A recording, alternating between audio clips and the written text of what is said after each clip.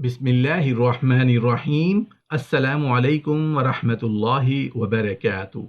मेके से तीन चीज़ें भूल कर भी ना लाना, वरना तुम्हारा शौहर जीते जी मर जाएगा। मोहतरम नाजरीन, एक हदीस है जिसका मफहूम कुछ इस तरह है कि रसूलुल्लाह सल्लल्लाहु अलैहि वसल्लम ने इरशाद फरमाया कि बेहतरीन बीवी वो है जिसकी तरफ देखते ही दिल खुश हो जाए।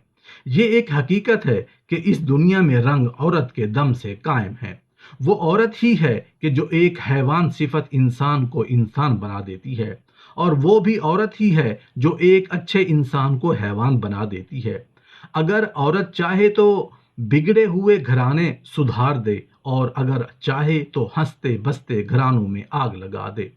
औरतें अगर अपने घर बसाना चाहती हैं, अगर औरतें चाहती हैं कि उनके घर आबाद रहें, उनकी जोड़ियां सलामत रहें, तो कभी भी मेके से आप अपने ससुराल में तीन चीज़ें लेकर मत जाना। अगर आप उन तीन चीज़ों को मेके से ससुराल लेकर आएंगे तो आपकी और आपके शौहर की ज़िंदगी बर्बाद हो जाएगी, और उन तीन चीज़ों की वजह से आपका बसा बसाया घर भी बिखर जाएगा।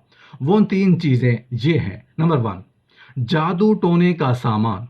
कुछ औरतें ये गलती कर देती हैं कि अपने शौहर या सास या ससुर को अपने काबू में करने के लिए किसी भी हद तक चली जाती हैं, जादू टोनों वालों के पास जाती हैं और उनसे उस तरीके का सामान लेकर अपने ससुराल में वापस आ जाती हैं। लेकिन आप लोग ये नहीं जानते कि जब उसका उल्टा असर होता है तो ऐसी औरतों के शौहर या तो इंतकाल कर जाते हैं या वो पूरे तरीके से पागल हो जाते हैं।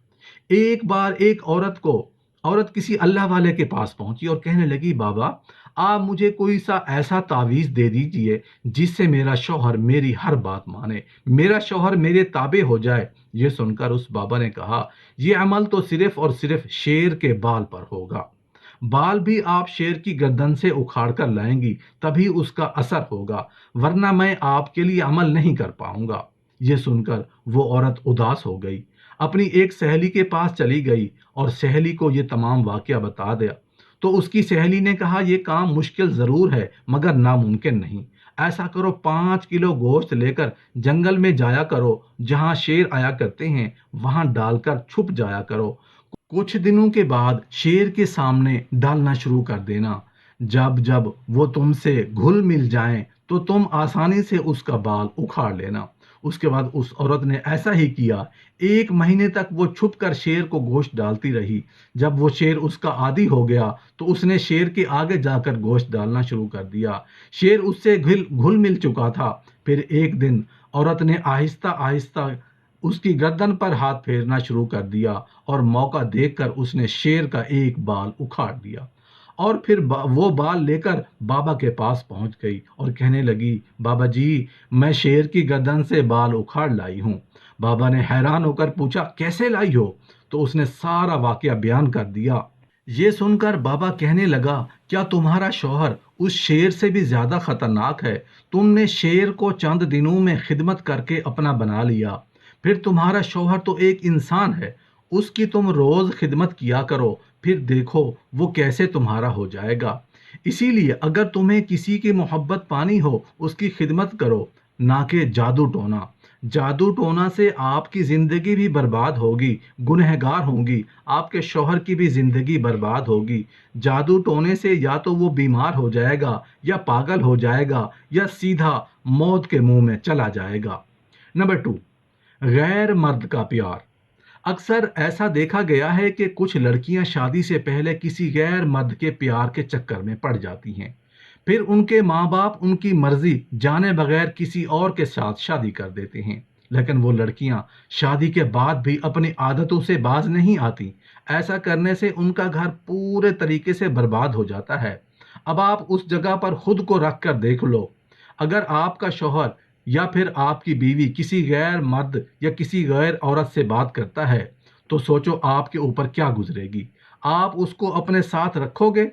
कोई भी नहीं रखेगा। इसीलिए आपको अपनी पुरानी जिंदगी भूलकर अपने शौहर के साथ खुश रहना चाहिए।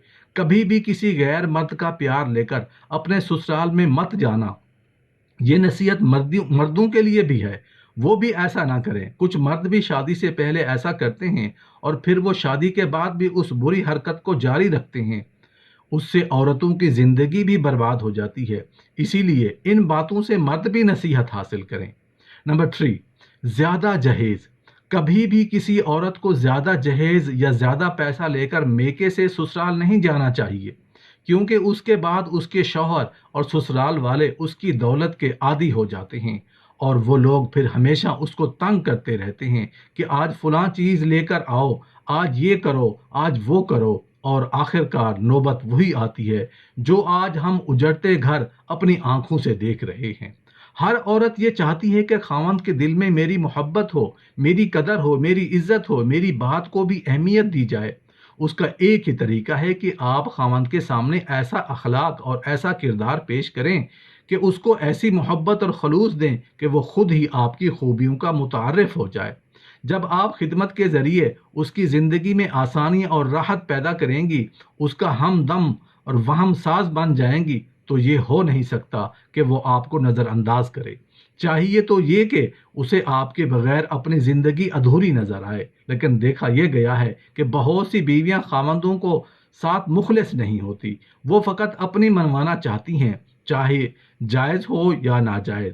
ان کی کوشش اور چاہت یہ ہوتی ہے کہ خاوند ہماری مٹھی میں آئے، ایسا آئے کہ جب چاہیں اس کو نچائیں، یہ بس ہماری ڈکٹیشن پر چلے۔ اس کے لیے دعائیں بھی کرتی ہیں، عبادتیں بھی کرتی ہیں۔ عام طور پر دیکھا گیا ہے کہ عورتوں کے لیے نفل اللہ کی رضا کے لیے تو تھوڑے ہوتے ہیں، یا اولاد مانگنے کے لیے ہوتے ہیں، یا خاوند کو قابو کرنے کے لیے ہوتے ہیں۔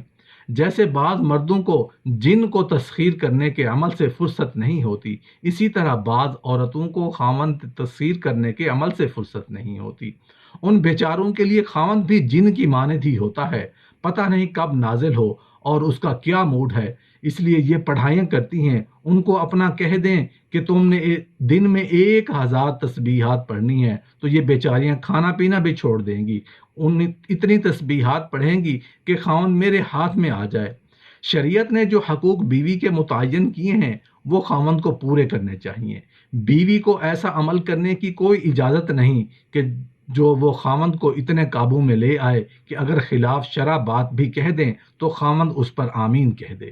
یہ مسئلے کی بات ذرا اچھی طرح سمجھ لیں کہ کوئی ایسا عمل کرنا، وظیفہ کرنا کہ ہمارا خاوند ایسا ہو جائے کہ ہم کہیں دن ہے تو وہ کہے دن ہے، ہم کہیں رات ہے تو وہ کہے رات ہے، ایسا وظیفہ کرنے کی اجازت نہیں۔ شرعی حدود کے اندر عورت کے جو حقوق ہیں، ایسا وظیفہ کرنے کی اجازت نہیں۔